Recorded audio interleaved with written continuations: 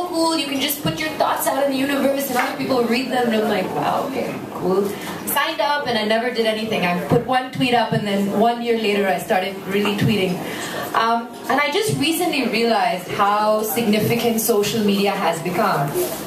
2 major events that happened, check, that happened, that one was really sad, which was Michael Jackson's death, and I heard about that on Twitter, because the first thing I do is I check my messages, and the second thing I do is check my Twitter, and nobody texted me that for some reason, but it was all over Twitter.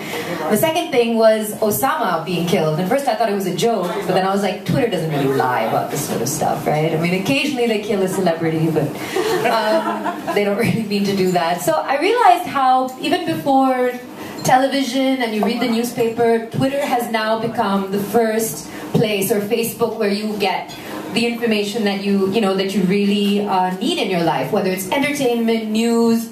I've of course taken notes on my BlackBerry to read out to you.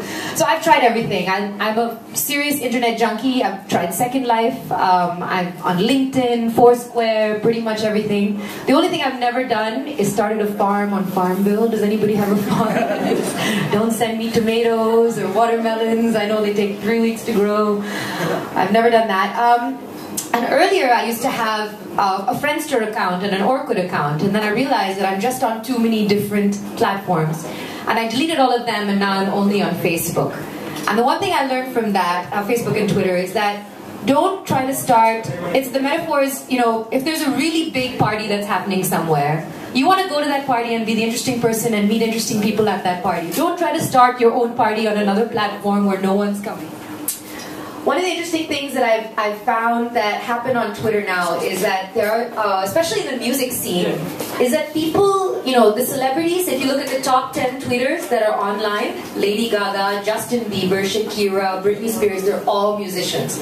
So this is a really good sign for all the musicians out there. What's amazing about what they do? They tweet about things like, this is what's happening backstage, this is what's happening at the venue, and they don't just put up a simple link saying here, just a blank link. That's just like randomly sending spam to your neighbors. You have to say something interesting about it. So if Mihir writes a really heart-wrenching, sad love song, instead of just putting a link up, he should be like, my girlfriend, my wife was really mad at me, and so I wrote this song. Please listen to it. Chances are, people are more likely to relate to it and want to be involved in your life. So the most important thing is be human. We all are. That's why we're all able to sit in this room and hang out together, and we're not bots.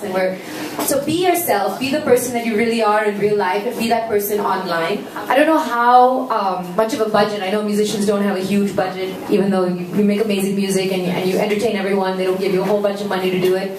Hopefully Twitter and Facebook will change that for you in the long run. For now though, the best thing is there's amazing people online. I mean, I found my entire team, 2 of which are here, Shamita and Dhruvi, on Twitter. I found a guy called Prashit who does all my tech stuff for me on Twitter. So if you're in a band, tweet about your band and say, listen, we have no money, we really need some help. Give us some tech help, design help. It's amazing how much you can get by begging on Twitter. You get all sorts of stuff. For musicians as well, there's something called Blip FM, which allows you to be, and me here, and I love this so much, DJs for as many hours in a day as you want. Skylar Gray, I don't know if you've heard of her. She's amazing. Check her out. She does an interesting thing. So every 2 weeks or so, she says, tweet me your questions. I'll answer the 10 I like best. Go. So as a band, people would love to ask you questions, even if they want to ask you, where do you get your instruments from, and do you have a day job, whatever it is. People, if you interact with them and you do question answers with them, I find that's very effective. The good thing is that the music community in Bombay, especially in India, of course, is that the indie music scene is very close-knit. Everyone loves each other. They go to each other's gigs. I love it. You go to a Nikhil D'Souza gig, something relevant will be there clapping, and it's just nice to see. So use each other and help each other. So the next time somebody's on Twitter, somebody's having a gig, say shout out to my fellow band member. Do a shout out back. Start introducing yourself with your Twitter handle. So try to make it an easy one. Don't have one with like 16,000 A's and underscores and things. It's hard to follow. For bands, I think it would be really cool if the back of your t-shirt just had your Twitter handles on it. You know, your social media is really your personal marketing tool, and you can use it as much or as little as you want to. The more the better. So to cut it short, it's really nice to see you all in person. Not all of you look like your pictures. I don't think I do too. But I'd love to get to know everyone better, and please say hi in person and also at MissMalini. How about a big round of applause for her? I'm one of the artists signed by Artists Allowed. One of my songs is up with them, and also all the web concerts that have been going on, webcerts as they call it. I'm the host of that, of all of those shows as well. Apart from that, I'm also a radio jockey. I'm a singer. Hence the musician angle of your social media, which is either Facebook or Twitter. Facebook, of course, is a lot more in depth. You can show a lot more of what you are talking about your band, about yourself as an artist using Facebook. But Twitter is, I think, right now, I think in a way it's a lot more interactive than Facebook is, because even if you don't know too many people, even if too many people aren't following you, if you're following the right kind of people, and if a few right people are following you, your message, the word that you want to spread, can go out to a lot of people. Now in Mumbai, the only way that you can really connect with musicians and with people whom you want to come, you know, whom you want to get to your gigs, if you want to get people to come and watch you perform somewhere, especially if you're a new artist, the only way that you can really do that is if you use Facebook and Twitter, interestingly. Now, I know for a fact, like now, Malini has someone taking videos of what's her name? Dhruvi. Now Dhruvi S on Twitter. Now she's taking videos, and this is a great idea for all musicians as well. Now what you can do is, when you're rehearsing at your jam, you've not had a single gig so far, you've not had even one show, what you can do is you can build a buzz around your entire band by taking videos on something as simple as this. Or I record my jam sessions on my phone. What you can do is just put up snippets of that. Make sure your content is interesting, and put up that content on Facebook, on Twitter, put it on YouTube. Connect YouTube to your Facebook and Twitter IDs, so that every time you put up a YouTube video, it's all automatically reflecting on Facebook and Twitter.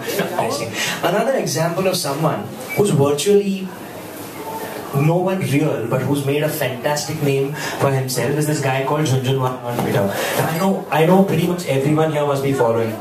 He's not real, that's what I'm saying. He's not real, the guy is not real. He's clearly said that I am the fake profile of Rakesh Jhunjhunwala. Maybe you guys can talk to artistsallowed.com. I think they're doing a great job on that front. Okay, somebody wants to add something on that? Yeah, I just want to add here that we use a lot of social media even when we do a lot of these things on our site. I think the key thing is use social media to sample your music. Yeah. But I think unless you guys believe that your music should be purchased, what we're doing here along with this whole tweet up thing is building the whole culture of recreating the market for the independent music, which the industry believed is dead. And that's not true, because you guys are still making music. Everyone's heard this track. Now this one, before he actually launched the songs, he launched this video online. Now this was interesting because the words of the song were a kick, you know, and if he hadn't launched this one, people wouldn't actually know much of it, because in some cases it got launched as Forget You, you know, but this one was a killer. So